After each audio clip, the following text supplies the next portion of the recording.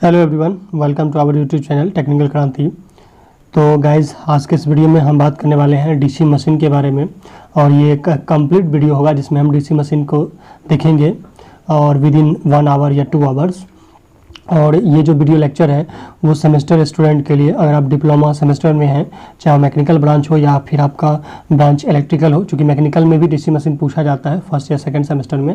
और जो भी सेमेस्टर स्टूडेंट है उसके लिए भी काफ़ी यूज़फुल होगा, क्योंकि ये एक कम्प्रीहेंसिव नोट्स है। और प्लस जो जेईई की एग्ज़ाम की प्रिपरेशन करते हैं उनके लिए भी ये काफ़ी हेल्पफुल होगा। और दूसरी बात कि अगर आप गेट एकेडमी के क्लास लिए होंगे, लाइक दिस मयंक सर का क्लास लिए होंगे मशीन का, तो वो उन्हीं का ये नोट्स है। और प्लस मैंने इसमें कुछ अपना मॉडिफिकेशन कर दिया है, तो ये नोट्स काफ़ी अच्छा है, प्लस कम्प्रीहेंसिव है, प्लस काफ़ी शॉर्टेज किया गया है, मतलब ज़्यादा लैंग्वेज लिखने का प्रयास नहीं किया गया है। तो ये एसएससी जेईई प्री और मेंस और रेलवे जेईई के प्री के लिए काफ़ी यूज़फुल है, अदर एग्जाम के लिए भी यूज़फुल है। तो चलिए आज के इस वीडियो में हम देखने वाले हैं डीसी मशीन को कम्प्लीटली, जितने भी टाइम हो सके। लेकिन अगर आप देख लीजिएगा तो आई होप डीसी मशीन से रिलेटेड जितने भी क्वेश्चन होते हैं वो आपके बन ही जाएंगे। प्लस एक रिवीजन है, तो मैं ज़्यादा डिटेल में नहीं जाऊँगा, तो जल्द से जल्द हो सके तो 1 से 2 आवर में इस वीडियो को कंप्लीट करने का प्रयास करूँगा। तो स्टार्ट करते हैं गाइस। सबसे पहले हम देखते हैं कि डीसी मशीन एक्चुअली में है क्या। अब नाम से ही स्पष्ट है कि डीसी मशीन, इसमें डीसी का प्रोडक्शन होगा, यानी कि डीसी से ऑपरेटेड होगा। और डीसी का प्रोडक्शन, डीसी देखिए मशीन, अगर मशीन जब भी बात करें तो उसमें मोटर और जनरेटर दोनों आता है। तो सबसे पहले हम डीसी मशीन की देख लेते हैं। इससे पहले हम आपको ट्रांसफार्मर के लेक्चर दे चुके हैं, तो ट्रांसफार्मर के जितने भी लेक्चर हैं कम्प्लीटली उनको आप देख लीजिएगा। ये रिवीजन के पॉइंट ऑफ व्यू से काफ़ी इंपॉर्टेंट है। देखिए इसके फीचर की बात करोगे तो सबसे हाई स्टार्टिंग टॉर्क होता है, इसी वजह से ये चीज़ें लिफ्ट या क्रेन में यूज़ किया जाता है। High accelerating and D accelerating torque भी होता है। Wide range of speed control होता है, क्विक रिवर्सेबल होता है, काफ़ी जल्दी रिवर्सेबल हो जाता है। तो इसीलिए हम इसका यूज़ हम क्रेन या फिर एलिवेटर या फिर जनरली जो है लिफ्ट वगैरह में करते हैं। लेकिन आजकल को जो है 3 फेज इंडक्शन मोटर का यूज़ किया जाने लगा है। अब इसके एप्लीकेशन की बात कर लोगे तो एप्लीकेशन है रोलिंग मिल्स में यूज़ करेंगे, ट्रैक्शन में यूज़ करेंगे, ओवरहेड क्रेन्स में यूज़ करेंगे, एलिवेटर में, उसके बाद सर्वो मोटर, स्टेपर मोटर, ये सभी चीज़ों में यूज़ करेंगे। Instead of DC motor rectified use, ठीक है ना। अब नेक्स्ट की बात करते हैं तो टाइप्स ऑफ वाइंडिंग। अब हम इसके कंस्ट्रक्शनल पार्ट में चले जाते हैं। तो कंस्ट्रक्शन पार्ट की बात करें तो डीसी मशीन में 2 टाइप के वाइंडिंग होते हैं, एक फील्ड वाइंडिंग होता है, एक आर्मेचर वाइंडिंग होता है। और बीच में हमारा एयर गैप रहता है, जैसे ये अगर हम ये अभी फिगर आपको दिखाएंगे, ठीक है। बाकी आप डिटेल वीडियो जल्द ही आपको उपलब्ध करवा दिया जाएगा, जिसमें हम फिगर के साथ एनिमेटेड चीज़ों के साथ पढ़ेंगे। क्योंकि ये रिवीजन है तो रिवीजन ही के तौर पे अभी आपका एग्जाम भी नियर है एसएससी जेईई का, प्लस आपका सेमेस्टर में भी ये चीज़ें हेल्पफुल होगी। तो रिवीजन के तौर पे हम आपको पढ़ा रहे हैं, तो बाकी आप एनिमेटेड चीज़ें यूट्यूब के थ्रू देख लीजिएगा। बाकी डिटेल वीडियो जो है वो एग्जाम के बाद आएगी, जो कि नेक्स्ट एसएससी जेईई या फिर रेलवे जेईई के लिए हेल्पफुल रहेगा।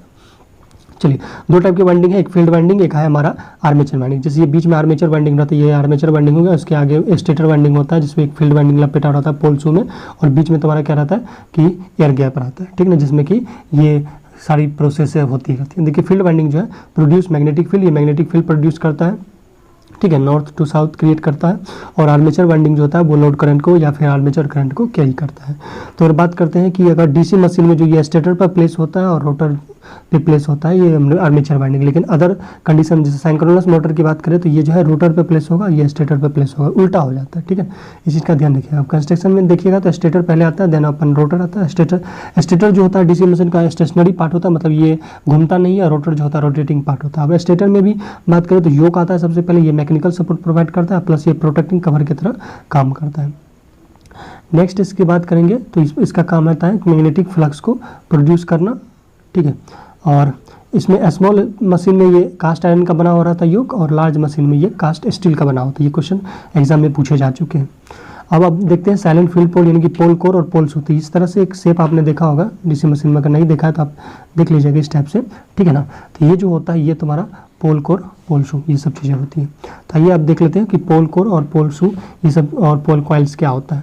तो ये देखिए जो फील्ड पोल होता है इस टाइप्स का होता है, वाइट ये से ऐसे, ठीक है ना। तो ये जो है आपका, ये आपका पोल शूज है। ये जो से मतलब यू टाइप से, मतलब जो सेमी सर्कल है ये आपका पोल शू है, और बाकी ये जो है पोल कोर है। और इस पे जो वाइंडिंग लपेटा होता है उसको हम पोल कॉइल बोलते हैं, ठीक है।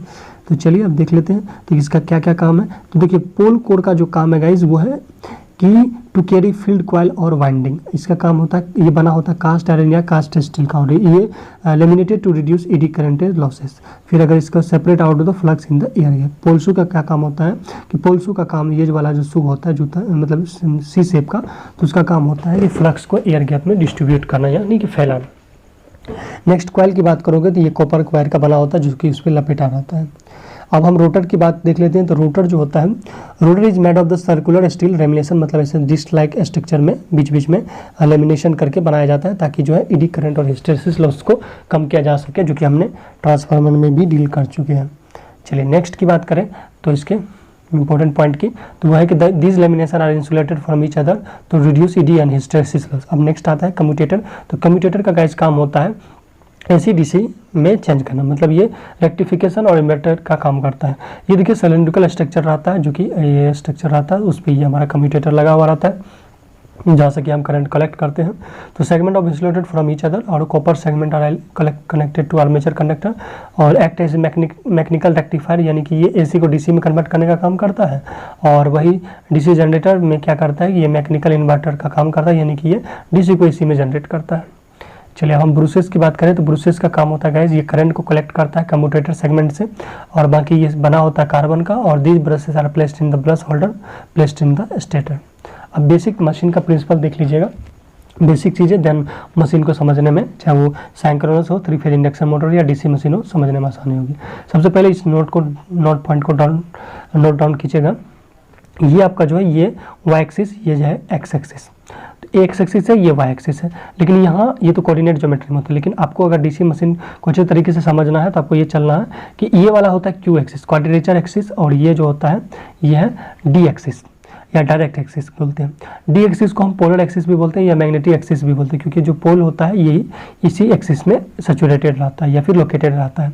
क्यू एक्सिस की बात करोगे तो क्यू एक्सिस को हम क्वाड्रेचर एक्सिस भी कहते हैं या न्यूट्रल एक्सिस भी कहते हैं या इंटरपोल एक्सिस भी कहते हैं। इंटरपोलर एक्सिस इसलिए कहते हैं क्योंकि जो इंटरपोलर होता है वो क्यू एक्सिस पे ही लोकेटेड किया जाता है या दिया जाता है।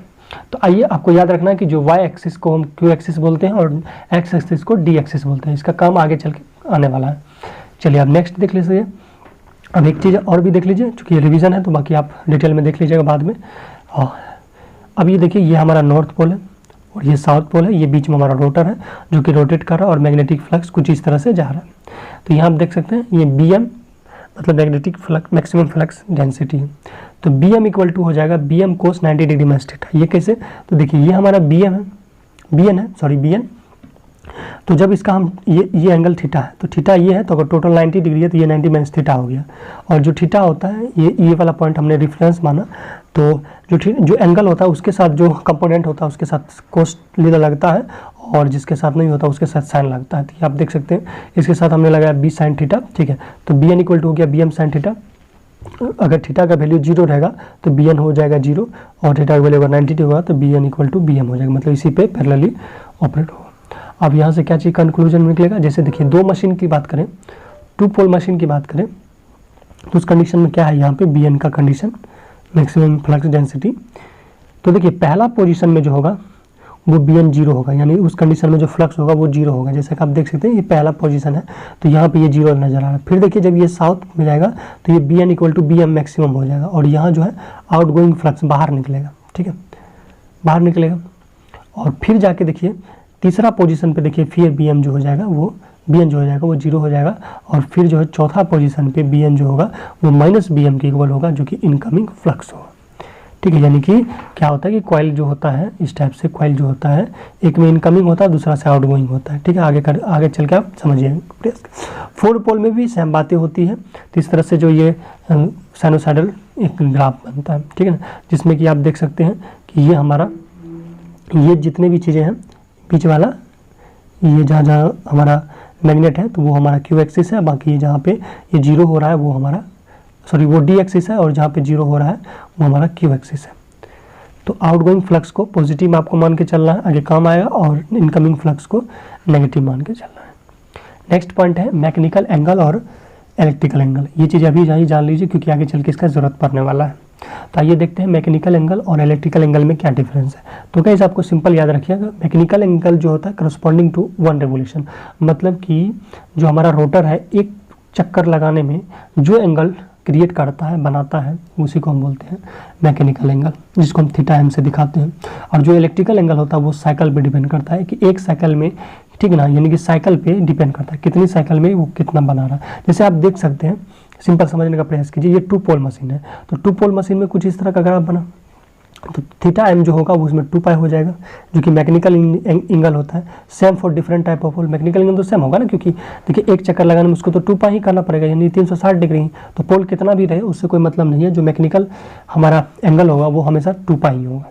आपको ये मान के चलना। बट यहाँ जो थीटा है, आप देखिए थीटा जो है ये यहाँ से यहाँ तो पाई होगा, यहाँ से हो जाएगा 2 पाई, ठीक है, क्योंकि हमें साइकिल पर डिपेंड करता है। आप देखिए यहाँ 4 पाई 4 पोल मशीन के लिए, तो 4 पोल मशीन के लिए भी हमारा थीटा एम 2 पाई होगा, क्योंकि पोल पे तो डिपेंड करता नहीं है मैकेनिकल एंगल। बट देखिए इलेक्ट्रिकल एंगल जो होगा यहाँ 4 पाई हो जाएगा। देखिए ये 0 हो गया, ये हमारा पाई हो गया, ये 3 पाई हो गया, ये 4 पाई हो गया। तो यानी आप देख सकते हैं कि यहाँ 2 साइकिल रिपीट हुआ, तो एक साइकिल में 2 पाई बन रहा है तो 2 साइकिल में 4 पाई बनेगा। तो इस हिसाब से आप कह सकते हैं कि जो थीटा ई इक्वल टू होगा वो 2 थीटा एम होगा। जैसे जैसे पोल बढ़ाते जाएंगे तो उस तरह से हमारा जो ये साइकिल है वो बढ़ते जाएगा और उस हिसाब से चीज़ें बदलती जाएंगी। तो कहने का मतलब थीटा ई जो होगा वो क्या होगा, p/2 थीटा एम होगा। क्या होगा, p/2 थीटा एम। जैसे आप देख सकते हैं कि 4 में 2 साइकिल बना, 2 में 1 साइकिल बना, तो इस तरह से थीटा ई इक्वल टू जो हो जाएगा वो होगा हमारा थीटा ई, यानी इलेक्ट्रिकल एंगल इक्वल टू होगा p थीटा एम, यानी कि मैकेनिकल एंगल बाय 2। तो इस चीज़ का आपको ध्यान रखना है। अब गाइज नेक्स्ट अगर इसको डिफ्रेंशिएट करते हैं, क्यों करते हैं, ताकि ये जो है एंगुलर स्पीड जो है इलेक्ट्रिकल रेडियन के पर, मतलब इलेक्ट्रिकल एंगुलर स्पीड और मैकेनिकल एंगुलर स्पीड में क्या रिलेशन वो आ जाएगा। तो डी थीटा ई को अगर हम डिफ्रेंशिएट करते हैं तो ये हमारा आता है ओमेगा ई p/2 ओमेगा एम। तो ओमेगा ई जो होगा वो एंगुलर स्पीड होगा जो कि रेडियन पर सेकेंड में होगा, और जो हमारा ये एंगुलर स्पीड होगा मैकेनिकल में जो कि मैकेनिकल रेडियन पर सेकेंड होगा। अब इसके आगे की बातें कर लेते हैं। तो कहने का मतलब है, नोट पॉइंट आप देख लीजिए, जो हमारा 1 रेवोल्यूशन में फॉर p पोल्स मशीन हो जाएगा p/2 cycle of EMF is generated. जैसे 2 के लिए 1 साइकिल जनरेट होता है, 4 के लिए 2 साइकिल जनरेट होता है। इसी तरह से अगर हम बात करें तो n रेवोल्यूशन के लिए p पोल मशीन के लिए क्या हो जाएगा, p/2 n साइकिल जनरेट होगा। तो इसका मतलब साइकिल पर सेकंड इक्वल टू क्या होता है, फ्रिक्वेंसी। तो यानी कि f इक्वल टू क्या हो गया, Pn/2 हो जाएगा। तो f इक्वल टू गाइस क्या हो गया, Pn/2 हो जाएगा, ठीक है। और जो n होता है वो rps में होता है। अगर rpm में इसको लिखना चाहोगे बड़ा वाला n, तो वो हो जाएगा n/60 हो जाएगा, ठीक है। इस चीज़ का ध्यान रखिए। अब यहाँ देख सकते हैं 2 पाई से जैसे हम सर दोनों साइड मल्टीप्लाई कर दीजिए तो ये हो गया ओमेगा ई इक्वल टू 2 पाई/2 ओमेगा एम। तो कहने का मतलब है कि एंगुलर इलेक्ट्रिकल वेलोसिटी और एंगुलर मैकेनिकल वेलोसिटी में ये रिलेशन होगा, ठीक है ना। इस चीज़ को ध्यान रखिए। तो कहने का मतलब है कि ये हो गया 2 पाई एफ, ये हो गया 2 पाई एन। तो ये मैकेनिकल एंगुलर स्पीड है, ये इलेक्ट्रिकल एंगुलर स्पीड है। जहाँ एन जो है वो है आरपीएस में स्पीड, यानी कि रेवोल्यूशन पर सेकेंड, और एन जो होता है बड़ा वाला वो मिनट में होता है। अब हम गाइस बात कर लेते हैं पोल पिच की। अब देखिए ये हमारा पोल पिच और नेक्स्ट पोल आर्क क्या है। देखिए ये 2 पोल मशीन है और ये 4 पोल मशीन का ग्राफ है।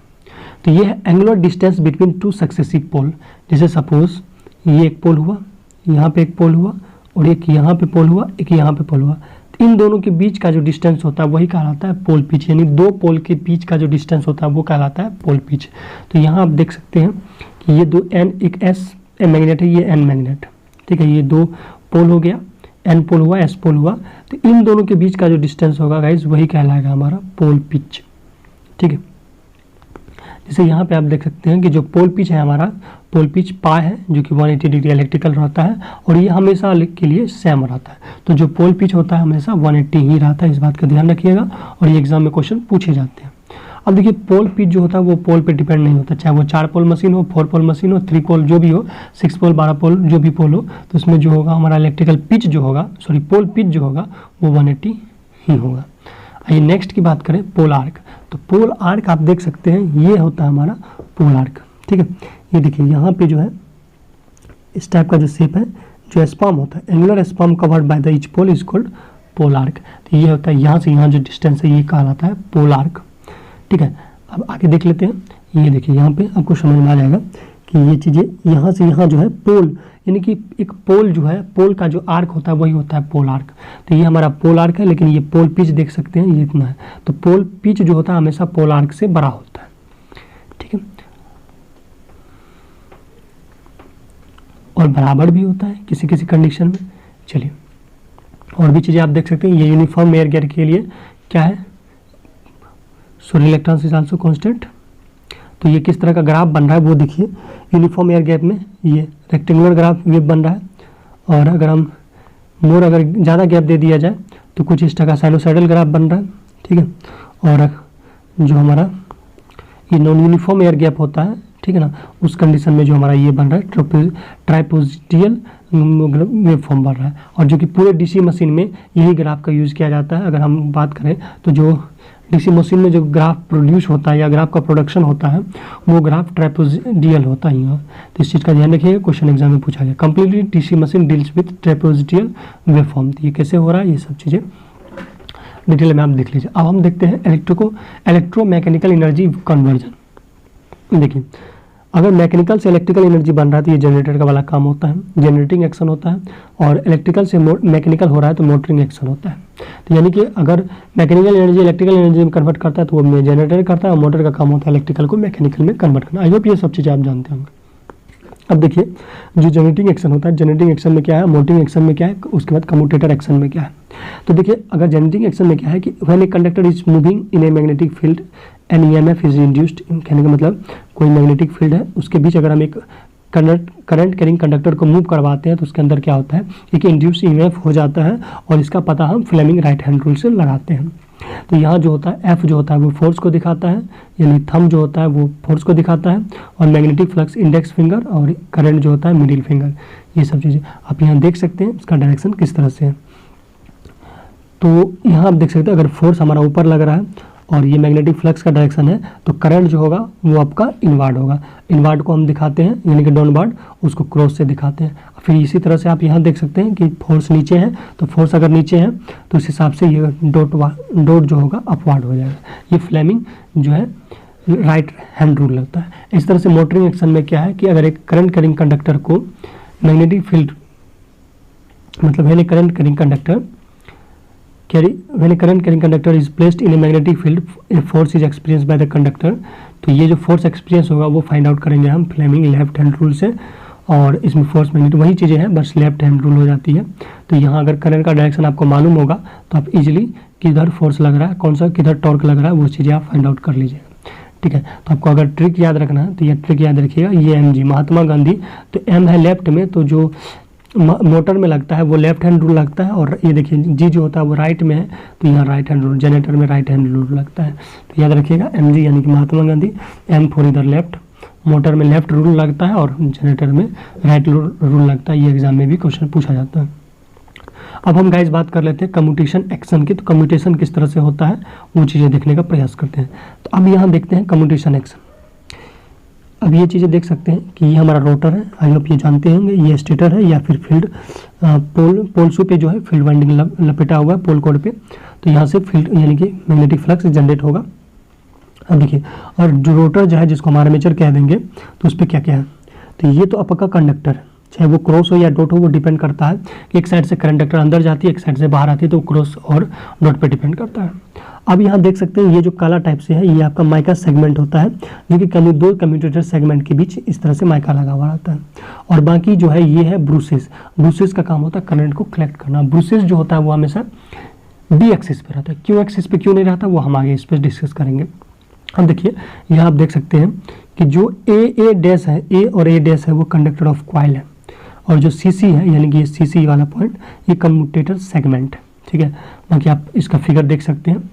और बी डैश जो है वो कार्बन ब्रूस है जो कि फिक्स्ड रहता है स्टेटर पे, ठीक है, ये रोटेट नहीं होता है, ये घिसते रहता है कार्बन ब्रूसेस।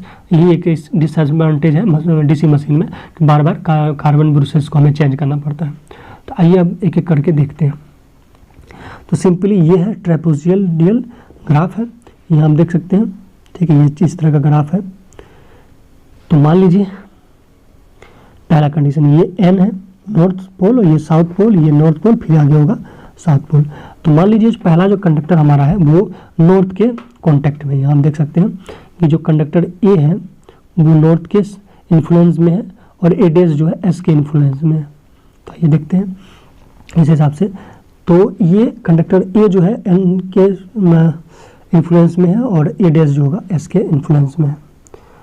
तो इस हिसाब से अगर हम यहाँ देखेंगे तो ए जो है वो एन के संपर्क में है और ए डैश जो है एस के संपर्क में। इनिशियली की बात करें तो यहाँ जो इंड्यूस्ड ईएमएफ होगा वो पॉजिटिव हो। आप मान लीजिए कि नॉर्थ को आप पॉजिटिव मान लीजिए, साउथ को नेगेटिव मान लीजिए, या उल्टा भी आप कर सकते हैं, नॉर्थ को नेगेटिव साउथ को पॉजिटिव, ये आप पे डिपेंड करता है। तो मैंने यहाँ नॉर्थ को पॉजिटिव और साउथ को नेगेटिव माना है। तो यहाँ आप देख सकते हैं कि जो कंडक्टर में हमारा जो कंडक्टर में ईएमएफ इंड्यूस होगा वो पॉजिटिव होगा, क्योंकि यहाँ आप देख सकते हैं कि जो अगर हम एन को पॉजिटिव माने हैं तो ए इसके इन्फ्लुएंस में तो ये भी पॉजिटिव होगा। और जो हमारा माइका सेगमेंट है, सॉरी जो हमारा कॉपर मतलब कम्यूटेटर सेगमेंट है वो भी ए के इन्फ्लुएंस में तो वो भी पॉजिटिव होगा। ये हम देख सकते हैं कि अगर ए हमारा नेगेटिव है तो मतलब नॉर्थ पोल है तो ये पॉजिटिव हम इसको माने तो हमारा जो कम्यूटेटर सेगमेंट होगा वो भी पॉजिटिव ही इंड्यूस ईएमएफ होगा और जो ब्रूसेस होगा वो पॉजिटिव होगा। कैसे? तो ब्रूसेस को देख लीजिए, ये जो चीज़ें यहाँ पे हैं अगर ये पॉजिटिव है तो ये बी भी क्या होगा? पॉजिटिव होगा, लेकिन बी डी एस क्या होगा? नेगेटिव होगा। उसी तरह से आप देख सकते हैं कि साउथ के लिए ये नेगेटिव ये नेगेटिव ये नेगेटिव हो जाएगा। लेकिन आफ्टर हाफ रेवोल्यूशन जब होगा मतलब आधा जब घूम जाएगा तो ये कहने का मतलब है कि जो ए है ए पे आ जाएगा ए डैश पे और ए डैश जो होगा ए पे आ जाएगा, यहाँ पे आ जाएगा। तो उस कंडीशन में क्या होगा? चूंकि ब्रश तो रोटेट करेगा नहीं तो वो देखिए आफ्टर हाफ रेवोल्यूशन तो ए बन जाएगा साउथ पोल पे आ जाएगा इन्फ्लुएंस में और ए डैश जो होगा नॉर्थ पोल के इन्फ्लुएंस में आ जाएगा। जब ये साउथ पोल के इन्फ्लुएंस में आएगा तो साउथ को हमने नेगेटिव माना तो ये नेगेटिव हो जाएगा। कंडक्टर में जो इंड्यूस ईएमएफ होगा वो नेगेटिव हो जाएगा। और इसी तरह से जो कम्यूटेटर सेगमेंट है वो भी नेगेटिव हो जाएगा, ठीक है। और ये पॉजिटिव हो जाएगा। लेकिन आप यहाँ देख सकते हैं कि जो हमारा सी है वो किससे कनेक्टेड है? बी से। अगर ये घूम के आएगा और ये हो जाएगा बी डैश से, तो कहने का मतलब है कि भले यहाँ ये जो इंड्यूस ईएमएफ का पोलैरिटी चेंज हो रहा है तो कहने का मतलब ई और ई सी का जो पोलैरिटी होगा वही तो बी का भी होगा, बी डैश का, और जो ए का होगा ए डैश का या सी डैश का वो होगा हमारा बी का। तो ये आप देख सकते हैं दोनों कंडीशन में पॉजिटिव नेगेटिव ही मिल रहा है सप्लाई। तो हम देख सकते हैं इस कंडीशन में दोनों भी कंडीशन में हमें प्लस माइनस ही मिल रहा है, यानी कि डीसी ही मिल रहा है, यानी कि यहाँ एसी मिलने की कोई संभावना नहीं है। तो the induce EMF in the coil is rectified converted AC to DC, so it is called magnetical rectifier. आप देख सकते हैं कि डीसी मशीन में जो होता है armature winding placed on the router. अब देखिए फिजिकली जो होता है ब्रश वो डी एक्सिस पे लोकेट करता है, लेकिन इलेक्ट्रिकली जो लोकेट करता है वो क्यू एक्सिस पे करता है। ये एग्जाम में पूछा गया क्वेश्चन। गाइस अब क्यू एक्सिस पे क्यों नहीं करता है और डी एक्सिस पे ही क्यों करता है, ये हमारा ब्रश लोकेटेड वो भी देख लीजिए, इसका रीजन क्या हो सकता है। देखिए अगर हम ब्रश को क्यू एक्सिस पे लोकेट करते हैं तो क्या होता है और टी एक्सिस पे करते हैं तो क्या होता है। अगर हम मेरा कंडीशन पहला है कि अगर हम इसको क्यू एक्सिस पे करते हैं तो क्यू एक्सिस ये है और ये डी एक्सिस होता है, जैसा को अभी पहले मैंने बताया था। तो ये देखिए हमारा जो ब्रश है वो अभी फिलहाल क्यू एक्सिस पे है, ऐसे वर्टिकली है, ठीक है। तो उस कंडीशन में क्या होगा ये जो माइका है जब वो हाफ रोटेशन करेगा ये वर्टिकली पोजीशन में आएगा तब ये शॉर्ट सर्किट हो जाता है। शॉर्ट सर्किट होने की वजह से इसमें एक ईएमएफ इंड्यूस होगा और चूंकि शॉर्ट सर्किट है तो इस वजह से इसमें करंट फ्लो होगा जिसको हम शॉर्ट सर्किट करंट कहेंगे। चूंकि जो रिलेक्टेंस होता है जो रेजिस्टेंस होता है वो काफ़ी कम होता है, क्योंकि अगर जो हम कंडक्टर यूज़ कर रहे हैं वो कैरिंग कंडक्टर है और कंडक्टर का रेजिस्टेंस काफ़ी कम होता है। तो इसका मतलब है कि जो हमारा अगर हम क्यू एक्सिस पे ब्रश को रखते हैं तो उस कंडीशन में जो शॉर्ट सर्किट करंट है वो काफ़ी ज़्यादा हो जाएगा। और वही अगर हम डी एक्सिस पे रखते हैं तो देखिए दोनों कंडीशन में तो रेजिस्टेंस क्या होगा? जीरो तो होगा, क्योंकि तो वो तो है तो कंडक्टर ही ना, तो कंडक्टर रेजिस्टेंस जनरली जीरो होता है।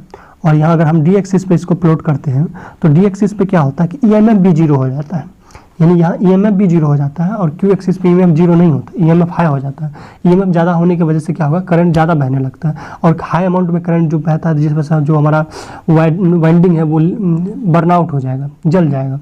इसीलिए हम जो ब्रूस को होते हैं वो डी एक्सिस पर आते हैं। जब हम डिटेल वीडियो लाएंगे तो उसमें इस चीज़ को जिक्र करेंगे एनिमेटेड चीज़ों के साथ। फिलहाल अगर आप नहीं समझ पा रहे हैं तो बाकी इस चीज़ को रेफर कर सकते हैं लेक्चर को या फिर यूट्यूब पे देख सकते हैं।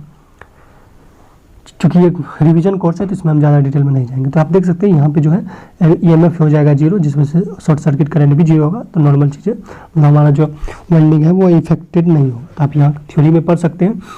If bruces are located along Q axis, when the coil is short circuited, the bruces coil is along T axis. So induced EMF is maximum, so that short circuit current flow and make indicate damage the coil. वही बात अगर हम brush को D axis पे physically located on the D axis, when the coil is short circuit by bruces coil is along Q axis, so induced EMF becomes 0, so short circuit current is also 0. तो क्या होता है कि short circuit current Q axis पे high हो जाता है और इस पे 0 होता है। इसी वजह से हम क्या करते हैं कि ब्रूस को फिजिकली डी एक्सिस पे लोकेट करते हैं, ना कि क्यू एक्सिस पे। और जब ये इलेक्ट्रिकली गाइस बात करें तो ये इंटरपोलर या फिर क्यू एक्सिस पे रहता है। ध्यान दीजिएगा, जो ब्रूस होता है फिजिकली रहता है डी एक्सिस पे, लेकिन इलेक्ट्रिकली रहता है क्यू एक्सिस पे। क्यू एक्सिस पे क्यों? क्योंकि आप देख सकते हैं कि क्यू एक्सिस पे ये चीज़ें जो होता है 0 हो जाता है, ई जो हो जाता है 0। EMF जो होता है हमारा जनरली क्यू एक्सिस पे ही 0 होता है, और उसी को इसलिए हम इसको बोलते हैं electrically placed along Q axis. अब हम गाइस बात कर लेते हैं इंड्यूस EMF इन DC मशीन। तो ये आप देख सकते हैं, मान लीजिए कि जो डेल टी टाइम लगा कि एक कॉइल को नॉर्थ पोल से साउथ पोल मूव होने में, और इस वजह से फ्लक्स में भी चेंज होगा, फ्लक्स लिंकेज में चेंज होगा। तो डेल फाई इक्वल टू हो जाएगा -5 +5, यानी कि -2 हो जाएगा। और इसका अगर हम डिफ्रेंशिएशन करते हैं तो हो जाएगा -2 बाय डेल टी। अब आगे हम बात करते हैं जो हमारा इंड्यूस EMF इन कॉइल होगा, मान लेते हैं वो EC है, और EC इक्वल टू होता है NC d फाई। तो इसको अगर हम करेंगे तो ये हो जाएगा 2 फाई NC डेल टी। जो NC है वो है नंबर ऑफ टर्न पर कॉइल। अब ये देख सकते हैं आफ्टर हाफ साइकिल रिवोल्यूशन में क्या होगा, ये जो कंडक्टर है ये कंडक्टर यहाँ पे मूव कर जाएगा, और उस कंडीशन में जो हमारा ये पोल पिच आप देख सकते हैं, ये पोल पिच को दिखा रहा है। तो जो हमारा एंगुलर इलेक्ट्रिकल वेलोसिटी होगा वो क्या होगा, पाई बाय डेल टी होगा। कैसे? तो देखिए ये कंडक्टर नॉर्थ से साउथ की ओर आ रहा है, और इसको हम माने थे कि कितने टाइम में गया, तो डेल टी टाइम में गया। तो डिस्प्लेसमेंट कितना हुआ, तो पाई हो गया, पाई मतलब पोल पिच हुआ। तो हम जानते हैं कि वेलोसिटी जो होता है वो डिस्प्लेसमेंट बटा टाइम होता है, तो यानी कि पाई बाय डेल टी हो गया। तो डेल टी इक्वल टू हो जाएगा पाई बाय ओमेगा ई, और हम पहले जानते हैं कि जो ओमेगा ई इक्वल टू होता है P/2 ओमेगा एम होता है, और ओमेगा इक्वल टू इस तरह से 2πn हो जाता है। और इसको जब हम सॉल्व करते हैं तो हमारा वैल्यू आता है EC equal to 2 phi NC PN। तो यहाँ जो फाई होगा आप समझिए ना, ये फ्लक्स है, NC जो होता है number of turn in coil है, और P जो है वो पोल है, और N जो है वो हमारा RPS यानी कि रेवोल्यूशन पर सेकेंड है। और इस तरह से नेक्स्ट अगर आगे हम ड्राइव करना चाहेंगे इसको, तो ये आप देख सकते हैं कि मान लीजिए मैंने बहुत सारे कंडक्टर को एक साथ जोड़ा है। तो ये देखिए ये सीरीज में हमने इसको कनेक्ट किया है वायर कॉइल को, और ये नंबर ऑफ पैरेलल पाथ को दिखा रहा है। जैसे ये 1 2 पैरेलल पाथ है, इस तरह से A पैरेलल पाथ हमने मान लिया, A जो है वो पैरेलल पाथ है, और बाकी जो है ये C जो है ये number of coils connected in series है। नेक्स्ट की बातें करें तो अगर हम टोटल इंड्यूस EMF निकालेंगे, मान लीजिए एक में अगर EC निकल रहा है, तो अगर number of connected coil C है तो क्या हो जाएगा, टोटल इंड्यूस EMF जो होगा वो हो जाएगा CEC। तो इस हिसाब से अगर हम E निकालना चाहेंगे तो क्या हो जाएगा C 2 फाई NC PN, क्योंकि ऑलरेडी हमने EC निकाला है अभी जस्ट। EC जो है वो है 2 फाई NC PN। इस हिसाब से जो हमारा E होगा, E है 2 फाई PN NC C इस क्वेश्चन में। अब देखिए टर्न पर कॉइल जो होगा वो NC है, और जो टोटल नंबर ऑफ कॉइल्स है वो C है। कैसे? तो यहाँ देख सकते हैं कि जो टोटल कनेक्टेड कॉइल है वो C है, और पैरेलल पाथ A है। तो अगर हम टोटल कॉइल की बात करेंगे तो C × A होगा। जैसे अगर 2 रहता और इधर 3 कनेक्ट रहता तो 6 रहता, 2 3 जा 6 हो जाता। लेकिन इस तरह से अगर C कॉइल है सीरीज में और A पैरेलल पाथ है, तो उसका मतलब टोटल अगर कॉइल की बात करोगे तो वो CA हो जाएगा। ठीक है, इस तरह से अगर टर्न की बात करोगे तो CA NC हो जाएगा। ठीक ना, क्योंकि ये NC जो है टर्न है। तो इस हिसाब से अगर total number of conductor Z की बात करेंगे तो ये हो जाएगा 2CA NC। ये 2 कहाँ से आए वो देख लीजिए। जैसे अगर हमारा एक टर्न होता है तो उसमें 2 कॉइल यूज हो रहा है। जैसे देख सकते हैं कि ये सिंबल एक टर्न है, तो एक टर्न में 2 कंडक्टर यूज हो रहा है। तो अगर नंबर ऑफ टर्न 1 है तो कंडक्टर 2 यूज हो रहा है। इस तरह से नंबर ऑफ 2 है तो कंडक्टर 4 यूज हो रहा है, तो कहीं ना कहीं तो इस हिसाब से जो MC होगा वो हो जाएगा 2MC। इस हिसाब से ये चीज़ें जो हमें मिलेगी देखने को, तो Z इक्वल टू हो जाएगा 2AC/NC। जो Z है वो टोटल नंबर ऑफ कंडक्टर है, ये जो है पैरेलल पाथ है, number of turns of coil है, और जो C है वो number of coil in series है। नेक्स्ट की बातें करें तो अब यहाँ से हम CNC निकालेंगे। क्यों निकालेंगे? क्योंकि हमको यहाँ वैल्यू को पुट करना है और हमें E का वैल्यू जो EMF प्रोड्यूस हो रहा है DC मशीन में इंड्यूस हो रहा है उसको हमें निकालना है। तो यहाँ से देख सकते हैं कि अगर हम CNC निकालेंगे तो वो हो जाएगा CNC इक्वल टू हो जाएगा Z/2A। क्या हो जाएगा? Z/2A।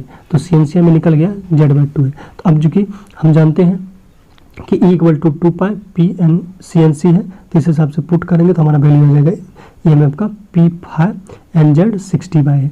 ये कैसे? तो 60 कहाँ से आया? तो ये चूँकि जो N होता है वो RPS में होता है, अगर RPM में चेंज करना होगा तो 60 से डिवाइड करना पड़ता है। तो इस हिसाब से हमारा जो E निकलेगा वो निकलेगा Kn/n, और Kn जो होगा कॉन्स्टेंट होगा, कॉन्स्टेंट का वैल्यू होगा PZ 60/A, और बाकी डिटेल यहाँ दी गई है। इसी का एक और टर्म हम इसको लिख सकते हैं, जो हमारा m होता है ओमेगा m, वो होता है angular speed in mechanical radian पर सेकेंड, और ये होता है 2πn, और 2πn को 60 लिख सकते हैं। इस तरह से आप कैलकुलेट कीजिएगा तो एक और रिलेशन इससे निकलता है जो कि होता है Ka/φ/ωm।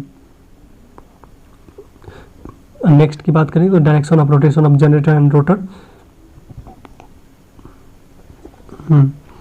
तो यहाँ हम देखते हैं, पहले जनरेटर की बात करते हैं। तो जनरेटर में एक प्राइम मूवर टॉर्क होता है, जो कि प्राइम मूवर मतलब जैसे अगर हम हाइडल पावर प्लांट में ही देखते हैं तो जो पानी उस टरबाइन पर रोटेट गिरता है तो वो रोटेट होने लगता है, तो जो रोटेट होने लगता है तो प्राइम मूवर जो घूमता है अल्टरनेटर का, तो हमें जनरेटिंग एक्शन प्राप्त होती है। तो ये जो है TPM मान लेते हैं हम प्राइम मूवर टॉर्क का। तो ये देखिए, अगर हम ऊपर मान के चल रहे हैं, ये फ्लक्स है, फोर्स है, और ये क्या है आपका, ये भी है, तो ये क्रॉस हो जाएगा। क्रॉस का मतलब होता है डाउनवर्ड, और ये मोटर एक्शन में क्या होता है कि इनवर्ड। ये फ्लेमिंग लेफ्ट हैंड रूल पे वर्क करता है, ये राइट हैंड। ऑलरेडी हम जनरेटिंग एंड मोटरिंग एक्शन देख लिए थे। और यहाँ आप देख सकते हैं कि एक पार्टिकुलर फ्लक्स में क्या होगा कि direction of the prime mover torque for generating oppose to the electromagnetic torque. ठीक है, इस चीज़ का ध्यान रखिएगा। और नेक्स्ट टॉपिक है हमारा GNA और MNA। तो GNA और MNA देख लीजिएगा। नेक्स्ट टॉपिक जो हमारा आर्मेचर रिएक्शन है तो उसमें समझने में आसानी होगी। तो ये देखिए, GNA को हम बोलते हैं ज्योमेट्रिकल न्यूट्रल एक्सिस, और ये हमेशा परपेंडिकुलर रहता है टू द एक्सिस ऑफ पोल। पोल का जो एक्सिस होता है उसके ये परपेंडिकुलर रहता है। और जो हमारा MNA होता है गाइस, वो हमेशा इट इज़ ऑलवेज क्वाड्रेचर या फिर परपेंडिकुलर द रिजल्टेंट फ्लक्स। देखिए, सिंपल समझिए, GNA को बोलते हैं ज्योमेट्रिकल न्यूट्रल एक्सिस, और ये जो है मैग्नेटिक न्यूट्रल एक्सिस। तो GNA जो होता है वो हमेशा जो पोल होता है पोल एक्सिस के परपेंडिकुलर होता है, और जो MNA होता है वो रिजल्टेंट फ्लक्स के परपेंडिकुलर होता है। ये आप चलिए समझने का प्रयास करते हैं। तो यहाँ गाइज आप देख सकते हैं कि एक दो पोल है, और ये पोल का क्या है, एक्सिस है। तो जो हमारा GNA होगा इस कंडीशन में वो क्या होगा, ये होगा, और MNA भी यही होगा, क्योंकि रिजल्टेंट फ्लक्स भी इसका यही है। लेकिन दूसरे कंडीशन में आप देख सकते हैं कि इसका जो रिजल्टेंट फ्लक्स कुछ इस तरह से है, ये देखिए, ठीक है, क्रॉस हो गया है, ठीक, डाइवर्ट हो गया है, तो इस तरह से है। तो इस कंडीशन में हमारा GNA तो यही रहेगा, लेकिन MNA क्या हो जाएगा, यहाँ परपेंडिकुलर हो जाएगा। तो यानी कि जो MNA डिपेंड करता है वो हमारा रिजल्टेंट फ्लक्स पर डिपेंड करता है। तो नेक्स्ट हम देखेंगे अभी आर्मेचर। चलिए, अभी हमने आपको MNA और GNA बता दिया है। अब जो हमारा मोस्ट इम्पोर्टेंट टॉपिक है वो है आर्मेचर रिएक्शन। और आर्मेचर रिएक्शन से जो है SSC JEE, रेलवे JEE और UPPCL या अदर स्टेट JEE एग्जाम में क्वेश्चन काफ़ी पूछे जाते हैं DC मशीन में। तो आइए आप देखते हैं आर्मेचर रिएक्शन। अब देखिए, इसका नाम है आर्मेचर रिएक्शन। तो कहने का मतलब अगर हम इसका एक सिंपल डिफिनेशन देखें जैसे सेमेस्टर के अकॉर्डिंग, तो इसको अगर आप डिफाइन कीजिएगा सिंगल वर्ड में, तो वो क्या है कि जो फील्ड पोल है, जैसा कि आपको मालूम होगा कि DC मशीन में एक होता है फील्ड पोल, ठीक है ना, जो कि फील्ड वाइंडिंग जो होता है वो फील्ड फ्लक्स प्रोड्यूस करता है, और यहाँ जो आर्मेचर होता है वो आर्मेचर फ्लक्स प्रोड्यूस करता है। तो कहने का मतलब आर्मेचर फ्लक्स का फील्ड फ्लक्स पे जो इफेक्ट होता है, जो रिएक्शन होता है, उसी को हम आर्मेचर रिएक्शन कहते हैं, ठीक ना, जिस वजह से हमारा इंड्यूस EMF जो होता है वो कम हो जाता है। तो आइए आगे करके देखते हैं एक्सप्लेन को। पहला केस 1 देखिए, जैसा कि अगर हम मान के चलते हैं कि अगर मेन फील्ड वाइंडिंग एक्साइट करते हैं सबसे पहले अगर हम DC देते हैं तो मेन फील्ड वाइंडिंग अगर हम देते हैं तो उस कंडीशन में क्या प्रोड्यूस होगा, सिर्फ और सिर्फ मेन फील्ड फ्लक्स प्रोड्यूस होगा। और जब मेन फील्ड प्रोड्यूस होगा तो आप देख सकते हैं ये पोल टू पोल कोर है, तो यहाँ से ये जो है फ्लक्स कुछ इस तरह से प्रोड्यूस होता है, जैसा कि आप ये नीचे में देख सकते हैं। कहने का मतलब है कि जब हम सिर्फ एक्साइटेशन जो होता है मेन फील्ड वाइंडिंग में देंगे तो हमें सिर्फ मिलेगा मेन फ्लक्स, फील्ड फ्लक्स। तो इस तरह से आप देख सकते हैं कि ये जो है कुछ इस तरह से फ्लक्स प्रोड्यूस होता है, फाइव का मतलब हुआ फील्ड फ्लक्स। इस तरह से आप देख सकते हैं कि जो ये फील्ड फ्लक्स है या फिर जो फ्लक्स होता है, डेट मीन्स जो एमएमएफ हम जिसके थ्रू प्रोड्यूस होता है, जिसको हम एफएफ कहेंगे, फील्ड एमएमएफ। तो ये जो होगा ये किस पे रहेगा, डी एक्सिस पे रहेगा। आप ये देख सकते हैं कि ये डी एक्सिस पे, क्वाड्रेचर एक्सिस पे। इसी तरह से अगर हम केस 2 की बात करें तो केस 2 में हम ये मान के चलते हैं इस बार हम आर्मेचर वाइंडिंग को एक्साइट कर रहे हैं और फील्ड वाइंडिंग को नहीं कर रहे हैं, जिस वजह से अगर हम आर्मेचर वाइंडिंग को एक्साइट करेंगे तो सिर्फ और सिर्फ आर्मेचर फ्लक्स प्रोड्यूस करेगा होगा।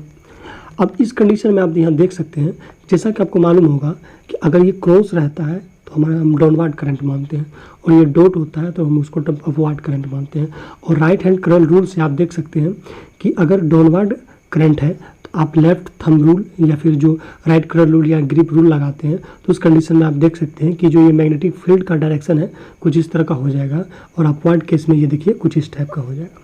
आप खुद से करके देख सकते हैं कि किस टाइप किधर डायरेक्शन जाएगा। तो इसी तरह से अगर देखिए, चूँकि ये हमारा क्या है, पोल है, ये मान लीजिए एन पोल है और ये हमारा एस पोल है, तो यहाँ से क्या है कि फ्लक्स निकल रही है एन पोल से साउथ पोल की ओर। तो उस कंडीशन में हम ये मान के चलते हैं कि इधर वाला चूँकि जो कंडक्टर होता है एक साइड से इनकमिंग होता है, दूसरी साइड से आउटगोइंग होता है, जैसा कि मैंने आपको पिछले अभी रिलेशन में समझाया है। तो यहाँ आप देख सकते हैं कि पहले मान लेते हैं कि इधर वाला क्रॉस है तो यानी कि डाउनवर्ड, यानी कि ये अंदर की ओर करंट, मतलब जो वायर के में करंट है वो अंदर की ओर जा रही है, यहाँ से बाहर की ओर निकल रही थी। ये डॉटेड है, ये क्रॉस है। जब गाइज ये क्रॉस है तो इसका मतलब है कि इसमें जो करंट है कुछ जो मैग्नेटिक फील्ड का डायरेक्शन होगा कुछ इस टाइप का होगा, जो कि आप देख सकते हैं कुछ इस टाइप से हो रहा है, कुछ इस टाइप से हो रहा है इस साइड में, और इस साइड में देखिए आप क्या है, इस टाइप से हो रहा है।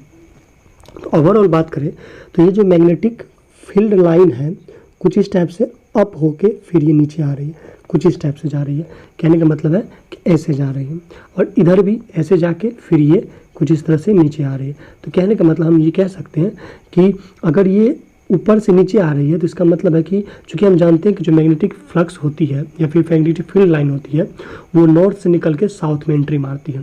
तो अगर ऊपर से ये नीचे आ रही है तो इसका मतलब अपर में क्या होगा, नॉर्थ पोल होगा, और नीचे में होगा साउथ पोल, जो कि यहाँ आपको मेंशन है, देखने को मिल जाएगा। अब आगे बात करते हैं, तो इसका मतलब है कि जो हमारा आर्मेचर फ्लक्स होगा वो किस एक्सिस पे होगा, तो गाइस वो होगा क्यू एक्सिस पे, क्योंकि आप देख सकते हैं कि फ्लक्स कुछ इस तरह से जा रहा है, ठीक ना, ये इस तरह से जा रहा है, तो जिस वजह से हमारा जो आर्मेचर फ्लक्स होगा वो क्यू एक्सिस पे होगा, और जो मेन फील्ड फ्लक्स होता है वो डी एक्सिस पे होता है। चलिए आगे बात कर लेते हैं। अगर नेक्स्ट हम ये मान के चलते हैं कि इस बार हम फील्ड वाइंडिंग और आर्मेचर वाइंडिंग दोनों को एक्साइट करते हैं। तो अगर हम दोनों को एक्साइट करते हैं, दोनों में सप्लाई देते हैं, तो उस कंडीशन में क्या होगा कि आर्मेचर फ्लक्स भी प्रोड्यूस होगा प्लस मेन फील्ड फ्लक्स भी प्रोड्यूस होगा। तो जैसा कि यहाँ आप देख सकते हैं, तो डी एक्सिस पे जो होगा वो हमारा होगा फाई एफ यानी कि मेन फील्ड फ्लक्स, और जो क्यू एक्सिस पे होगा वो होगा आर्मेचर फ्लक्स। अगर इसका एक रिजल्टेंट खींचेंगे एफ आर, तो आप देख सकते हैं कि एफ आर कुछ इस टाइप से हो जाएगा। यहाँ भी आप देख सकते हैं एफ आई आर या एफ आर, ये फ्लक्स है, ये M M F, resultant M M F है, ये रिजल्टेंट फ्लक्स है। तो इस हिसाब से अगर हम कहेंगे कि जो हमारा फ्लक्स है यानी कि रिजल्टेंट फ्लक्स जो होगा वो क्या होगा, फाई ए प्लस फाई एफ। तो यहाँ आप देख सकते हैं फाई ए प्लस फाई एफ। इसी तरह से एम एम एफ की बात करेंगे तो ये एफ आर जो होगा वो F A plus F F हो जाएगा। तो कहने का मतलब है कि यहाँ से एक ये जो एंगल है बीटा, यहाँ एंगल बीटा बनता है, तो यहाँ से अगर टेन बी निकालेंगे तो ये गाइस हो जाएगा phi tan theta equal to क्या होता है, लंबा आधार, तो phi A by phi F हो जाएगा। तो ये आर्मेचर फ्लक्स है और ये फील्ड फ्लक्स है, मेन फील्ड फ्लक्स है। तो कहने का मतलब है कि जब कभी भी हम आर्मेचर में सप्लाई ज़्यादा देंगे, उन्हीं उसको ज़्यादा एक्साइट करेंगे, यानी कि ज़्यादा आर्मेचर करंट देंगे, तो हमारा जो आर्मेचर फ्लक्स भी ज़्यादा प्रोड्यूस होगा, और 10B का जो वैल्यू होगा, बीटा का जो वैल्यू हो जाएगा वो भी ज़्यादा हो जाएगा, और फाइनली मैग्नेटिक फ्लक्स डेंसिटी जो होता है वो बढ़ जाएगा, और बढ़ेगा तो उस वजह से क्या होगा कि हमारा आर्मेचर रिएक्शन भी बढ़ जाएगा, और आर्मेचर रिएक्शन की वजह से क्या होगा कि मेन फील्ड फ्लक्स जो होगा वो डिस्टॉर्ट हो जाएगा, या तो क्रॉस मैग्नेटाइजिंग हो जाएगा या फिर डीमैग्नेटाइजिंग हो जाएगा। तो आइए उस चीज़ को एक एक करके भी शुरू से देखते हैं। तो अब आप नेक्स्ट देख लीजिए, यहाँ पे इस कंडीशन में जब कभी ये जो आर्मेचर रिएक्शन होगा तो उस कंडीशन में क्या क्या होगा। यहाँ से क्वेश्चन काफ़ी पूछे जाते हैं, तो इस टॉपिक को अच्छे से देखिएगा। देखिए, चूँकि जो हमारा ये फ्लक्स है नॉर्मली वे में ऐसे जानी चाहिए थी, लेकिन ड्यू टू आर्मेचर रिएक्शन की वजह से क्या होगा, ये डिस्टॉर्ट हो जाएगा। आप देख सकते हैं आर्मेचर रिएक्शन की वजह से ये जो हमारा मेन फील्ड फ्लक्स जो है वो कहीं ना कहीं डिस्टॉर्ट हो गया है, ठीक है। तो उस कंडीशन में क्या होगा, जीएनए तो सेम पे रहेगा, क्योंकि जीएनए क्या होता है कि जो मैग्नेटिक पोल एक्सिस होता है तो वही होता है, वही उसी के परपेंडिकुलर जीएनए होता है। तो जीएनए तो एकदम फिक्स्ड रहता है, ठीक है ना, किसी भी पोल में रहे तो जीएनए फिक्स रहेगा। लेकिन एमएनए जो होता है वो परपेंडिकुलर होता है रिजल्टेंट फ्लक्स के। तो आप देख सकते हैं रिजल्टेंट फ्लक्स अभी इस टाइप से है, तो इसका मतलब ये परपेंडिकुलर हुआ, तो एमएनए इस टाइप से होगा, एमएनए शिफ्ट हो जाएगा थोड़ा सा, ठीक है। तो कहने का मतलब एक चीज़ और भी जान ली, अभी इससे पहले मैंने आपको बताया था कि ये जो डायरेक्शन है ये जनरेटर का डायरेक्शन है, यानी कि प्राइम मूवर ये टॉर्क होता है, और ये वाला जो डायरेक्शन अपोजिट जो होता है वो होता है इलेक्ट्रोमैग्नेटिक टॉर्क, यानी कि ये मोटर का डायरेक्शन होता है। मोटर एक्शन के कंडीशन में हमारा जो ये रोटर होता है इस डायरेक्शन में घूमता है, और जनरेटर के कंडीशन में कुछ ये क्लॉकवाइज घूमता है और मोटर एंटी क्लॉकवाइज घूमता है, ठीक है।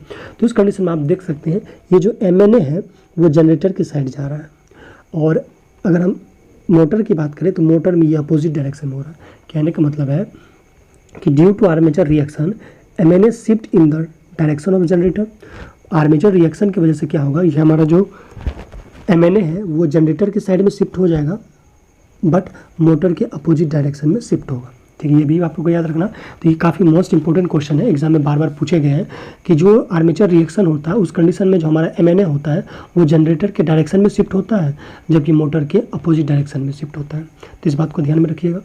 और जो आर्मेचर फ्लक्स होता है वो perpendicular to main field flux होता है, और इस इफेक्ट की वजह से हम इसको कहेंगे क्रॉस मैग्नेटाइजिंग। कहने का मतलब ये है कि जैसे कि आपको अभी मालूम है कि,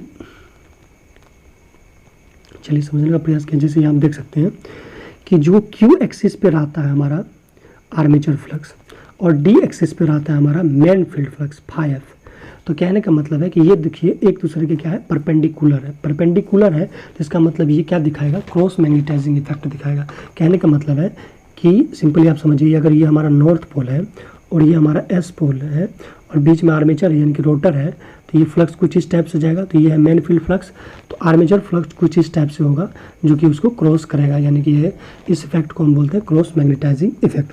आगे हम बात करते हैं, due to armature reaction shifting of MNA of flux produce one half cycle of pole to increases whereas the flux under other half cycle is decreasing। कहने का मतलब है कि आर्मेचर रिएक्शन के कारण जो एमएनए शिफ्ट होता है उस वजह से एक हाफ साइकिल में जो होगा पोल शू के एक साइड में तो हमारा फ्लक्स इंक्रीज हो जाएगा और दूसरे साइड में जो हमारा फ्लक्स होगा वो डिक्रीज हो जाएगा। आप यहाँ देख सकते हैं कि एक साइड में यहाँ पे जो फ्लक्स क्या हो रहा है, इंक्रीज हो रहा है, और इधर जो हमारा इस साइड में ये डिक्रीज हो रहा है।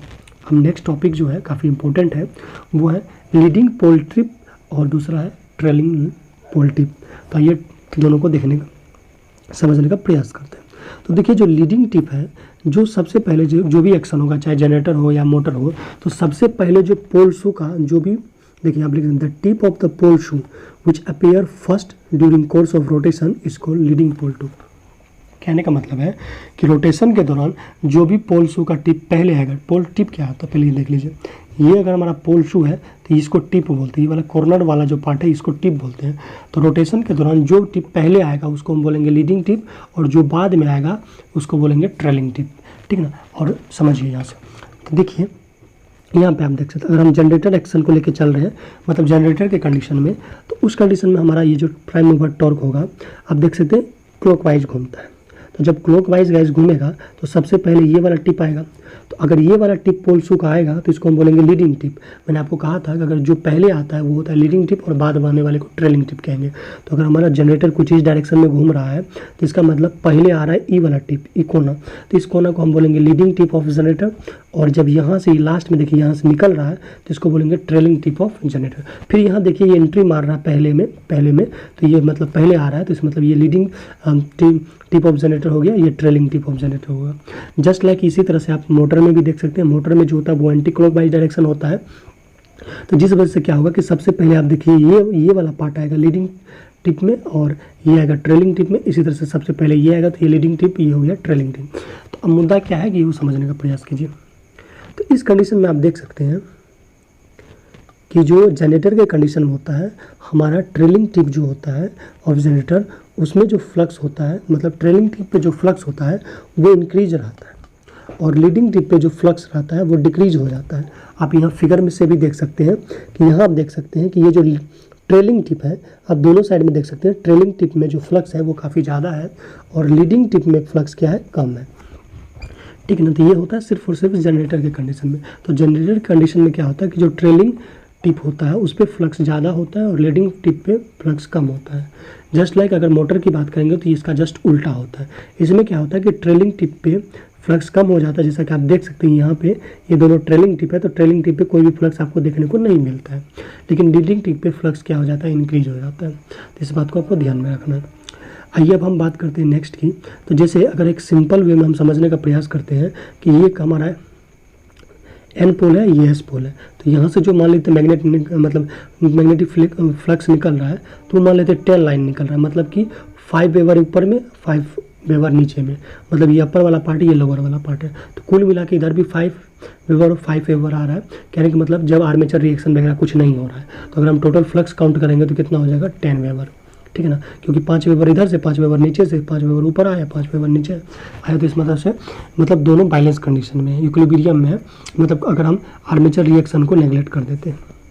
लेकिन अगर यहाँ मैग्नेटिक सैचुरेशन नहीं होता है, यानी कि लीनियर मैग्नेटाइजेशन होगा, तब क्या होगा। देखिए केस 2 की बात करें, जो लीनियर मैग्नेटाइजेशन होगा, यानी कि मैग्नेटिक सैचुरेशन अभी नहीं होगा, तो उस कंडीशन में देखिए एक साइड तो मैग्नेटिक जो फ्लक्स है वो इंक्रीज हो जाएगा, दूसरे साइड में भले कम हो जाए, लेकिन जो ओवरऑल रिजल्टेंट फ्लक्स होगा वो सेम ही रहेगा।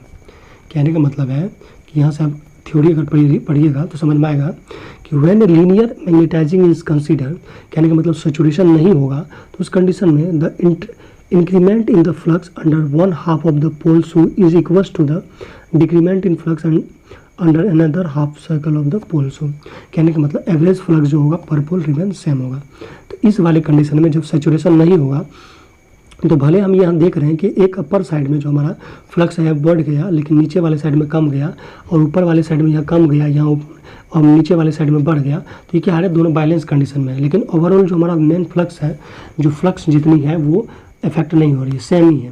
लेकिन अगर सैचुरेशन अकर हो जाती है तो उस कंडीशन में क्या होगा, आप देख सकते हो ऊपर में सिर्फ और सिर्फ 7 वेबर जो फ्लक्स ही प्रोड्यूस हो रहा है, और यहाँ पे देखिए डिक्रीज हो रहा है। तो कहीं ना कहीं जो ओवरऑल फ्लक्स है या जो एवरेज फ्लक्स है वो कहीं ना कहीं आफ्टर मैग्नेटिक सैचुरेशन डिक्रीज हो जाती है।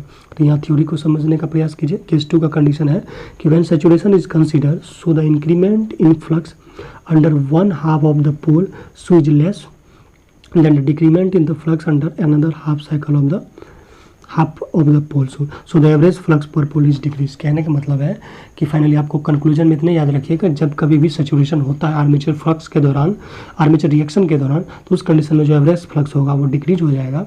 अगर मैग्नेटिक सैचुरेशन नहीं होगा तो एवरेज फ्लक्स जो होगा वो लगभग सेम रहेगा।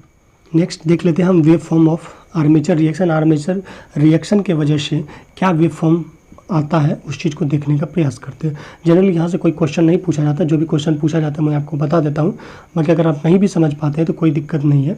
ठीक ना। आप सबसे पहले ये समझिए, ये चीज़ें जो यहाँ पे आपको देखने को मिल रहा है, ये चीज़ें कुछ इस टाइप से, ये क्या है, ये है जैसे आप यहाँ देख सकते हैं, जो रोटर वाला पार्ट, आर्मेचर वाला पार्ट, इसी दोनों साइड को क्या किए, खोल के ऐसे कर दिए। ठीक ना, इस टाइप से कर दिए। तो मतलब कि आप समझने का प्रयास कीजिए, इस साइड को खोल दिए, इस साइड को खोल दिए, इस टाइप से कर देने के बाद ये चीज़ों आपको यहाँ दिख रही है, कंडक्टर है। ठीक ना, ये हमारा डी एक्सिस है। ठीक ना, डी एक्सिस को आधा आधा खोल दिए, ये कंडक्टर कुछ इस तरह से एक साइड में क्रॉस है, दूसरे साइड में डॉट है। तो उस कंडीशन में जो हमारा ये जो आर्मेचर एमएमएफ बनता है, कुछ इस टाइप से बनता है। इसका ग्राफ है ये आर्मेचर एमएमएफ का, और ये जो शेप होता है वो ट्रायंगुलर होता है। तो क्वेश्चन आपसे पूछा जा सकता है कि आर्मेचर रिएक्शन के दौरान आर्मेचर एमएमएफ का जो वेव होता है वो ट्रायंगुलर होता है। इस टाइप से और भी पूछा जा सकता है कि जो आर्मेचर फ्लक्स का शेप होता है, ठीक है ना, तो वो सैडल होता है। सैडल मतलब क्या है, ये आप देख सकते हैं, ये जो है, ये आपका जो है वो है आर्मेचर फ्लक्स। सैडल मतलब आपने देखा होगा घोड़ा पे जो बैठने का जगह होता है वो सैडल होता है, कुछ उस टाइप से। तो ये होता है मतलब सैडल शेप का होता है। अगर हम फील्ड फ्लक्स की बात करें तो वो ट्रेपेजियम होगा, जो कि आप यहाँ देख सकते हैं, और ये फाइनली रिजल्टेंट फ्लक्स है। तो इसमें ज़्यादा आपको ध्यान नहीं देना है, आपको बस इसका वेव फॉर्म याद रखिएगा कि जो आर्मेचर एमएमएफ का जो वेव फॉर्म होगा वो ट्रायंगुलर होगा, और आर्मेचर फ्लक्स का जो वेव फॉर्म होगा वो रेडियल होगा, और ये जो फील्ड फ्लक्स होगा वो ट्रेपीजियम टाइप से होगा और रिजल्टेंट कुछ इस टाइप से होगा। आप देख सकते हैं कि यहाँ वाले पार्ट पे ये सैचुरेशन अकर हो रहा है। अब नेक्स्ट टॉपिक है कि effect of armature reaction. Armature reaction से क्या क्या इफेक्ट आपको देखने को मिलेगा।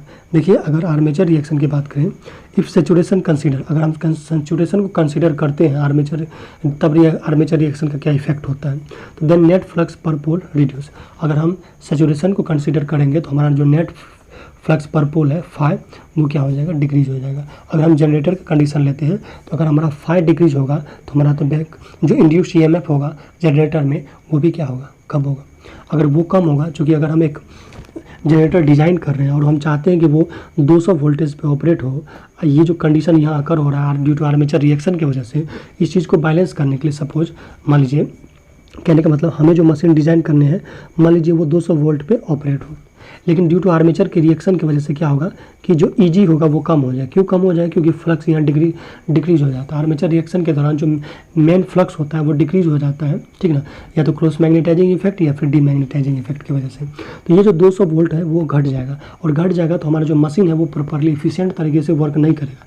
बट हमें चाहिए कि इस 200 वोल्ट को कॉन्स्टेंट करके रखना है, मतलब कि प्रॉपर यही चीज़ें हमें सप्लाई मिलती रही और इतना ही वोल्टेज जनरेट होते रहे। तो उस कंडीशन में हम क्या करेंगे, जो हमारा एक वैल्यू होता है ईजी, अभी हम आपको ड्राइव करके से पहले बताए थे, वो होता है PF/NZ60/A।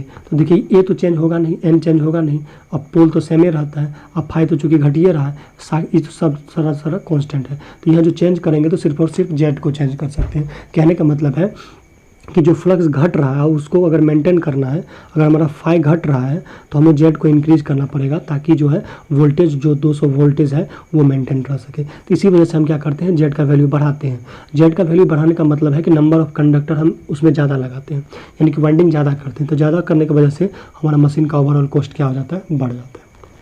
तो यहाँ आप समरी में देख सकते हैं कि due to armature reaction flux क्या होगा, कम होगा। फ्लक्स कम होने से जो इंड्यूस ईएमएफ होगा वो कम हो जाएगा, और चूंकि हमें मेंटेन करना है इस ईएमएफ को, मतलब वोल्टेज को, तो हमें क्या करना पड़ेगा कि जेड का वैल्यू बढ़ाना पड़ेगा। और जेड का वैल्यू बढ़ाने का मतलब है कि नंबर ऑफ कंडक्टर को बढ़ाना पड़ेगा, जिस वजह से हमारा मशीन का जो कॉस्ट होगा वो बढ़ जाएगा। सेम लाइक दिस मोटर में भी यही बात है, चूँकि मोटर में आप जानते हैं कि टॉर्क का जो फॉर्मूला होता है वो होता है PZ2πa फाई है फाई, ये सब चीज़ें। तो अगर हम देख सकते हैं कि फाई अगर डिक्रीज होगा तो हमारा टॉर्क भी डिक्रीज होगा, और हमें अगर टॉर्क को पार्टिकुलर में डेवलप करना है, कांस्टेंट रखना है, अगर हम टॉर्क को कांस्टेंट रखना है तो क्या करना पड़ेगा, हमें नंबर ऑफ कंडक्टर को इंक्रीज करना पड़ेगा, और जिस वजह से ओवरऑल मशीन का जो कॉस्ट है वो भी इंक्रीज हो जाएगा। नेक्स्ट हम बात करते हैं कि अगर दूसरा इफेक्ट की बात करें तो due to armature reaction the peak magnetic density increase हो जाता है। कहने का मतलब है कि जो फाई डिक्रीज होने के कारण क्या होगा कि जो BM होगा वो इंक्रीज हो जाएगा, और BM जब इंक्रीज हो जाएगा गाइस, तो आपको मालूम होगा कि आयरन लॉस के कंडीशन में, चूँकि दो होता है कि हिस्टेरिसिस और एक ईडी करंट लॉस, तो इसमें देखिए BM दो वर्ड मतलब टर्म यूज किया गया। तो अगर BM इंक्रीज हो गया तो हमारा हिस्टेरिसिस लॉस भी इंक्रीज होगा, और यहाँ पे भी देखिए अगर BM इंक्रीज होगा तो ईडी करंट लॉसेस इंक्रीज होगा। तो कहने का मतलब ओवरऑल अगर हम बात करें तो आयरन लॉस हमारा इंक्रीज हो जाएगा। कहने का मतलब कि आर्मेचर रिएक्शन के दौरान अगर हम करंट ज़्यादा देते हैं तो आर्मेचर रिएक्शन ज़्यादा होगा। आर्मेचर रिएक्शन ज़्यादा होने के कारण मैग्नेटिक डेंसिटी इंक्रीज हो जाएगा, और उस वजह से हमारा जो आयरन लॉसेस होगा वो ज़्यादा हो जाएगा। तो आप यहाँ देख सकते हैं कि if armature current increases, armature reaction will be increases, due to which peak of the magnetic flux density increases, hence iron losses increases. Iron losses indirectly depend on the load, so it is called stray load losses. चलिए next topic है हमारा कि जैसे कि आपको मालूम है कि जो ड्यू टू आर्मेचर रिएक्शन की वजह से हमारा MNA जो होता है वो जनरेटर के डायरेक्शन में शिफ्ट हो जाता है और मोटर के अपोजिट डायरेक्शन में शिफ्ट हो जाता है।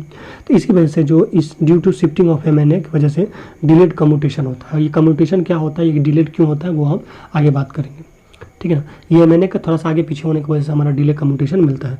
अब हम बात गाइस करते हैं कि आर्मेचर रिएक्शन को किस मेथड के थ्रू हम कम कर सकते हैं। तो पहला नंबर पे आता है इंटरपोल मेथड से। कहने का मतलब है कि मशीन में हम इंटरपोल या फिर कम्यूटेटिंग पोल या फिर कोमल पोल यूज़ करेंगे, और जो इंटरपोल होता है गाइस उसको हम Q एक्सिस पर रखते हैं, यानी कि इंटरपोलर एक्सिस पर रखते हैं। तो ये क्वेश्चन SSC में पूछा जा चुका है कि जो इंटरपोलर का लोकेशन होता है वो कहाँ रहता है, तो वो मतलब आर्मेचर रिएक्शन के दौरान तो वो रहता है Q एक्सिस पे। तो आर्मेचर रिएक्शन जो होता है वो इंटरपोल यूज़ करके हम कम कर सकते हैं, और इसका काम होता है use to nullify armature reaction in the interpole axis. The polarity of interpole are same as that of the head pole in the case of generator, where the opposite to the motor है। क्या मतलब हुआ, समझने का प्रयास करें। तो कहने का मतलब ये है कि ये जो थ्योरी लिखा हुआ है, पोलरिटी की बात करें कि इंटरपोल का पोलरिटी क्या होगा, तो ये होगा कि जनरेटर का जो पोलरिटी होगा, यहाँ हम देख सकते हैं जनरेटर तो एस पोल है, तो इधर भी एस पोल होगा। आप देख सकते हैं जब ये, चूँकि जनरेटर हमारा जो होता है वो क्लॉकवाइज डायरेक्शन में घूमता है, तो यहाँ हम देख सकते हैं कि अगर ये जो हमारा ये जनरेटर है अगर एन साइड से गुजर रहा है मतलब क्लॉकवाइज, तो यहाँ भी एन होना चाहिए। मोटर के कंडीशन में क्या होगा, उल्टा होगा, क्योंकि ये अगर एन की ओर जा रहा है तो यहाँ पे साउथ पोल होना चाहिए। वही चीज़ है कि जो पोलरिटी होगा जनरेटर के अहेड होगा और बाकी अपोजिट होगा मोटर के कंडीशन में। ठीक है, मोटर के कंडीशन में अपोजिट, बाकी जनरेटर के साथ होगा। और देखिए जो हमारा एयर गैप होता है इंटरपोल और आर्मेचर के बीच काफ़ी ज़्यादा होता है। क्यों रहता है, ताकि जो सेचुरेशन ना हो सके इंटरपोल में मेन फील्ड फ्लक्स की वजह से। क्या होता है, अगर हम इस इंटरपोल को नज़दीक में रखेंगे तो चूंकि यहाँ से फ्लक्स जो निकलेगा तो ये जो इंटरपोल है उसको क्या कर देगा, सेचुरेट कर देगा, तो फिर वो आर्मेचर रिएक्शन को मिनिमाइज नहीं कर पाएगा। अब देख सकते हैं कि इंटरपोलर्स वाइंडिंग इज कनेक्टेड, जो इंटरपोलर वाइंडिंग होता है वो कनेक्टेड रहता है सीरीज विथ आर्मेचर वाइंडिंग। तो जैसे ही आर्मेचर वाइंडिंग जो कनेक्टेड होगा, जैसे ही आर्मेचर करंट बढ़ेगा तो आर्मेचर करंट बढ़ने के साथ जो आर्मेचर फ्लक्स है वो भी बढ़ेगा और आर्मेचर रिएक्शन बढ़ेगा। और जैसे ही आर्मेचर रिएक्शन बढ़ेगा तो हमारा जो पोल का जो करंट है वो भी बढ़ेगा और इंटरपोलर फ्लक्स भी बढ़ेगा, जो कि आर्मेचर रिएक्शन को क्या कर देगा, कम कर देगा। तो कहने का मतलब जो इंटरपोलर वाइंडिंग होता है वो आर्मेचर वाइंडिंग के सीरीज में जोड़ा जाता है, ताकि जैसे ही आर्मेचर करंट बढ़े तो रिएक्शन भी बढ़ेगा और उस रिएक्शन को मिनिमाइज करने के लिए हमारा पोलर का जो फ्लक्स है उसको मिनिमाइज कर देगा। नेक्स्ट बात करते हैं दूसरा किस तरह से मैनेज करेंगे, तो आप देख सकते हैं कि वो हम फाइबर स्ट्रिप लगा के यूज़ करेंगे। तो जैसा कि आपको मालूम है कि जो armature reaction can be reduce by the increasing the reluctance in the path of armature flux. इसमें क्या करते हैं कि हम सिंपली एक फाइबर स्ट्रिप या फिर फाइबर वेज लगा देते हैं। तो उस कंडीशन में आप देख सकते हैं यहाँ से तो जो फील्ड फ्लक्स है वो तो गुजर जाएगा इजीली, मतलब फील्ड फ्लक्स को फाइबर स्ट्रिप या फिर जो फाइबर वेजेज होता है वो कम रिलक्टेंस देगा, और कम रिलक्टेंस देगा तो नॉर्मली फ्लक्स जितनी फील्ड फ्लक्स होती है वो पासेस हो जाएगी। लेकिन यही आर्मेचर रिएक्शन के कंडीशन में या फिर आर्मेचर फ्लक्स में क्या होगा कि ये जो रिलक्टेंस होगा वो हाई हो जाएगा, और हाई होने की वजह से जो फ्लक्स होगा आर्मेचर फ्लक्स वो कम जाएगा, और कम होने की वजह से जो आर्मेचर रिएक्शन होगा वो भी कम होगा। आप यहाँ देख सकते हैं अगर ये फाइबर स्ट्रिप यहाँ पे यूज़ किया गया है तो ये जो फ्लक्स कुछ इस टाइप से जा रहा है तो इसके लिए क्या होगा कि हायर मतलब हाई रिलक्टेंस ऑफर करेगा। हाई रिलक्टेंस ऑफर करने के कारण हमारा जो आर्मेचर फ्लक्स होगा वो कम जाएगा, कम होने के कारण आर्मेचर रिएक्शन भी कम जाएगा। तो वही चीज़ें यहाँ मेंशन की गई है कि the reluctance in the path of armature reaction can be reduce use the fibre strip which are placed in the pole through on the main poles, the armature flux reduce, armature reaction reduces. अब एक और effect है कि the worst effect of the armature reaction at the pole tip of poles. Next हम बात करते हैं by use of compensating coiling. तीसरा जो इफेक्ट मतलब मेथड आर्मेचर रिएक्शन को कम करने का है वो है कंपनसेटिंग वाइंडिंग। ये क्वेश्चन यहाँ से पूछे जाते हैं एसएससीजी के मेंस में भी और प्लस प्री में भी। तो आइए देखिए कंपनसेटिंग वाइंडिंग क्या है, एक आइडेंटिकल वाइंडिंग होता है जैसे आर्मेचर वाइंडिंग होता है।